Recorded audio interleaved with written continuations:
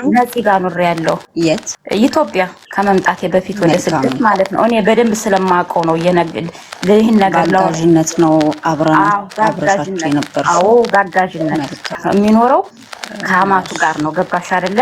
አማትየዋ እውነት ለመናገር እዚህ ላይ መናገር ባይጠበቅብኝም በጣም ክፉ ሰው ናት። ማንን እንመን? የነጻነት ወርቅነህን ባለቤት ወይስ እህትና ወንድሞቹ? ሰላም ጤና ይስጥልን ውድ የናሁታ ቲዩብ ተከታታዮች እንደምን ቆያችሁ? በዚህ ሳምንት እጅግ መነጋገሪያ ከሆኑ ጉዳዮች መካከል እሱን ይማረውና የተወዳጁ ኮሜዲያን አርቲስት ነጻነት ወርቅነህ እህትና ወንድሞች አንድ ሚዲያ ላይ ቀርበው ስለነበረው ስለ አርቲስቱ የበፊት ህይወት የተናገሩትን ንግግር እጅግ መነጋገሪያ ሆኗል። ከዚህ በፊት የነበረው እውነታዎች እንደዚህ አይደሉም፣ አዳዲስ ነገሮች አሉ፣ ያልተሰሙ ያልታዩ ነገሮች አሉ ብለው በአንድ ሚዲያ ቀርበው አጋርተዋል።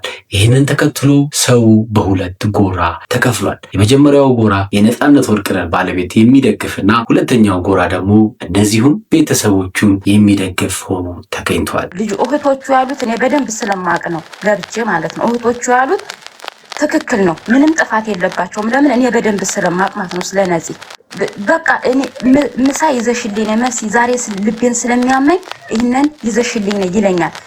እንደገና ደግሞ እነዚህ አርቲስቶች በደንብ ይመጣሉኛ ቤትና እነሱም እኛ ጋር ስለሚመጡ እኔ ጋር ስለሚበሉ በትልቁ ሳህን ይዘሽ ነይ ይለኛል ማለት ነው። በዛ ምግብ ስሰራ አማትየዋ ክርስቶስ ምስክሬ ነው፣ ይሄ ለማህተቤ ነው፣ ይኸው ጾም ነው አሁን እኔ ለእናንተ ብዬ አይደለም። ከዛ ይህንን ምግብ ይዤ ሲሄድ ማለት ነው በጣም ነበር የምትቆጣኝ ማለት ነው። አመት አልሰራውም እውነት ለመናገር አዛ ቤት። ሚስትን የሚደግፉ ጎራዎች እንዴት በአንድ ምላስ ሁለት ቃል ታወራለች? በኢቢኤስ ቴሌቪዥን ቀርባ ስለ ሚስትየዋ መታመም፣ መጎዳት፣ ልጆቹን በእንደዚህ ሁኔታ ሆና ማሳደግ ምን ያክል ከባድ እንደሆነ ተናግራ በዚህ በኩል ደግሞ መታ ሚስቱን እንደ ገዳይ አድርጋ ስላለች የሚል ሲሆን እዛ ጋር ጥሩ ናት ብያለሁ፣ ግን ጥሩ ናት ያልኩት ለሷ ነው። ታውቃለች ጥሩ እንዳልሆነች። እኔ አመሰግናለሁ እንኳን ፊቴ ማየት ራሱ አልቻለችም። እናውቃለን እንዴት አይነት ህይወት እያሳለፈ እንደነበረ ይሄ ልጅ መተኛቱ። እኔ ብዙ ቪዲዮዎች አሉኝ ነይ ተብዬ እዛ በየቦታው ተኝቶ ጸጉሩን ሲቆረጥ እንኳን ለዛች ደቂቃ እንኳን እንቅልፍ ተኝቶ ሰውየው እንዳይሞትብኝ ነይ ብሎ ብዙ ፎቶዎች አሉኝ። ስቲም ቤት ሆኖ ተኝቶባቸው ሄጄ እስኪነሳ ጠብቄ ይህ ልጅ ያወጣው ብዙ መከራ ብዙ ሀዘን ነው ያሳለፍ ነው። ይህ ልጅ ግን እግዚአብሔር ፈረደለት፣ እግዚአብሔር ፈርዶለት። እኔ ግን የወንድሞቼ ልጆች እንዲጠቀሙ ብዬ ይህንን ብያለሁ። አዎ ብያለሁ። ሁለት ምላስ ማለት ምን ማለት ነው? እኔ መጥፎ ናት ክፉ ናት እንዴት እላለሁ ወጥቼ አልልም። ግን አሁን በጣም ድራማ ሲበዛ በጣም ያስጠላል፣ በጣም ያስከፋል። ይሄ ልጅ እኮ የሞተው አዝኖ ነው፣ ከፍቶት ነው። እኛም አልተረዳውም። ምክንያቱም ከመጀመሪያ ጀምሮ እኛን ለማለያየት ፈልገው ነበር። ሲታመም ነው የቀረብ ነው፣ እኛም ሲታመም ነው ሲያዝን ነው የቀረብ ነው። ይሄ ልጅን ተጫውተውበታል። እኛ ጋር ከቀረበ በኋላ እኮ መኪና እንዲገዛ አድርገነዋል። ይሄ ልጅ ብዙ ነገሮችን ቀዳዳዎችን እየሸፈነ ህይወቱን ለማሸነፍ ፈልጎ ነበረ። ሁለተኛው ግሩፕ ደግሞ ቤተሰቡን የሚደግፍ እውነትም በልቅሶ ላይ ሚስትየዋ ያሳየችው ስሜት በትክክል ችግር እንዳለ አደጋ እንዳለ አርቲስቱ በነበረው የትዳር ህይወት ጤነኛ እንዳልሆነ የምንረዳበትና ትክክለኛ ነገር ነግራችሁናል፣ እውነታችሁን ነው፣ እስካሁን አላወቅንም የሚል ሁለት ጎራ ተከፍሏል። እኔ በዚህ የምሰጠው አስተያየት ቢኖር ይህ ጉዳይ አርቲስቱ በህይወት በነበረበት ጊዜ ይፋ ያላደረገው ለብዙዎች ያላጋራው ትልቅ ታሪኩ ነው። እነዚህ ቤተሰቦች ደግሞ ይህንን አምጥተው ለሚዲያ ዘርግፎታል። ይህ መሆኑ እጅግ በጣም ትክክል አይደለም። አርቲስቱ የራሱን ጉዳይ የትዳሩን የቤተሰቡን ጉዳይ ወደ ሚዲያ ማምጣት አልፈለገም። እንደውም ቤተሰቦቹ ውጭ ሀገር እንደሚኖሩ ልጆቹ ያላቸውን የትምህርት ባክግራውንድ አስረዳ ተናገረ እንጂ ያለበትን ጤናማ ያልሆነ የትዳር ህይወት እንዳለ አልተናገረም። ስለዚህ እህትና ወንድሞቹም አርቲስቱ በህይወት ባይኖርም ሐሳቡንና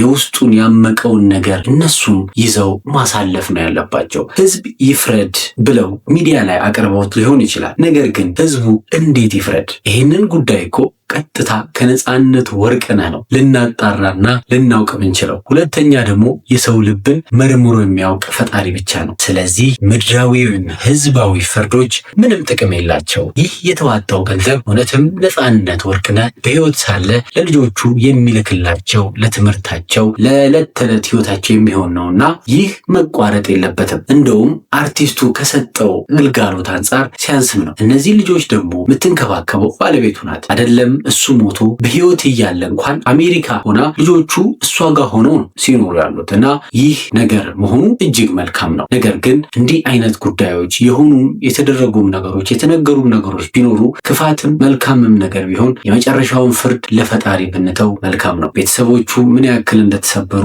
ምን ያክል እንደተጎዱ እረዳለሁ። አርቲስቱም በህይወት ባለበት ጊዜ ቤተሰቡን ምን ያክል እንደሚወድ ተረድተናል። ይህንን ነገር ማወቃችን ትልቅ ነገር ነው። ነገር ግን ደግሞ የባለቤቱን እናት አንስቶ መናገርም ጥሩ አይደለም፣ ለቀጣይ ላለው ግንኙነት ጤናማነትን ስለማይፈጠር። ፕላስም ብዙዎች እጅግ በጓደኝነታቸው የተገረሙት የአስናቀንም ጉዳይ እጅግ ግራ የሚያጋባ ነው። እንግዲህ ሁሉንም ፍርድ እኛ ከምንፈርድ ፈጣሪ ፈራጅ አምላክ እሱ ነውና እሱ የመጨረሻውን ፍርድ ያስቀምጥላለሁ። የአርቲስቱም ህይወት እግዚአብሔር ፈጣሪ አምላክ ነፍሱን ይማረው። እህቱና ወንድሞቹ መጥተው በሰጡት ኢንተርቪው ጋዜጠኛ እንዳልክ እጅግ በጣም አስገርሞኛል። በየንግግሩ መሃል የማስታወቂያው ብዛት፣ ትንሽ ነገር እንዳወሩ ማስታወቂያ፣ ትንሽ ነገር እንዳወሩ ማስታወቂያ፣ ይሄ እጅግ በጣም ግራ የሚያጋባ ነበር። ለምን እኔ ስከታተል በጣም ስሜታዊ ሆኜ ነበር ስከታተል የነበረው። በየመሃሉ ማስታወቂያ ሲያስገባ ይህ ጋዜጠኛ እንዴት የሰው ችግር አይረዳም? አይጋባበትም እንዴ? ምናልባት ማስታወቂያውን የተወሰነ ጋብ ቢኖሩ መልካም ነው። ይህ ነገር ጋዜጠኛውን ጥያቄ ውስጥ የሚያስገባ ነው። በቀጣይ በተሻለ ቪዲዮ እስከምንገናኝ ሰላም ቆዩ። ለቻናላችን አዲስ የሆናችሁ ሰብስክራይብ በማድረግ ቤተሰብ ይሁኑ። ናሆታ ቲዩብ። ማንንም እንዳታምኑ፣ ማንንም ማለት ነው። ያ ደግሞ ህዝቡን አላልኩም፣ ተመልካቹን አላልኩም። በዙሪያችሁ በአካባቢያችሁ ያለውን በጣም የምታከብሩት ወይም ደግሞ በጣም የምትወዱት ሰው ብዙ ነገር ሲያደርግ ልታዩት ትችላላችሁ እና የይቅርታ ሰው መሆን አለባችሁ። ለካ እኔም ማቀው እሱን ነው ይሄኛውን አይደለም ማለት አለባችሁ። ተጠግተን ስናየው አንዳንዴ አስቸጋሪ ነው።